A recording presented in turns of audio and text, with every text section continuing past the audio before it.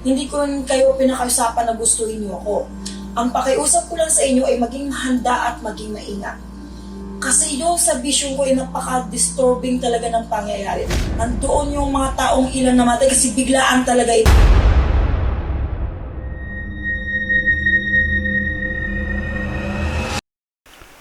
Hello po mga ka-PTV, sa video na ito ay tatalakayin natin ang masasamang pangitain sa isang lugar na ito ayon sa mga visions ni Madam Rudy Baldwin.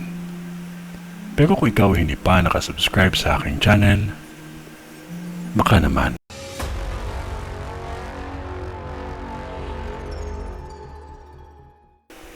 Mga residente dito, maging maingat lamang ang lahat dahil may aksidente na magaganap pa lamang at hindi ito biro dahil madami ang masasawi.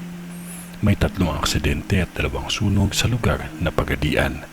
Nababalot ng enerhiya ng aksidente ang probinsyang ito dahil hindi lang sa Pagadian ito magaganap, pati sa iba't ibang bahagi ng probinsyang ito.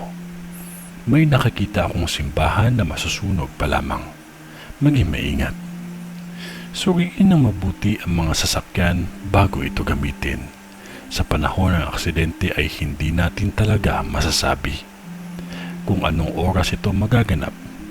Ako ay tao lamang at Diyos pa din ang mas may alam. Kung ano lang ang ipinakita sa akin ay hanggang dun lang din talaga ang aking masasabi. Mas mainam na makapag-ingat kesa ang pagsisisi ay nasa huli. Maging maingat sa isang bagyo na tatama sa lugar ninyo. Kung alam ninyo na isa kayo sa masasalanta, kailangan ninyong iwanan ang inyong tahanan kung kinakailangan dahil pwede buhay ang magiging kapalit nito. May bagyo na nasabayan ng lindol ang pagsalanta nito. May nakikita akong sunog na kung saan malapit lang ito sa bangko.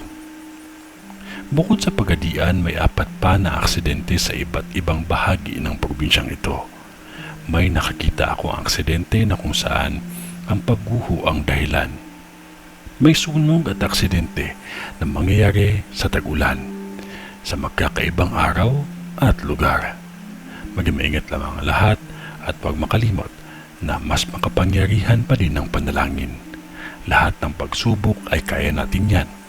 Basta samahan nyo lamang ng panalangin palagi. Ito ay ang misyon ni Madam sa Zamboanga. Sa ngalan ng Diyos Ama, ng Diyos Anak, at ng Diyos Espiritu Santo. Amen.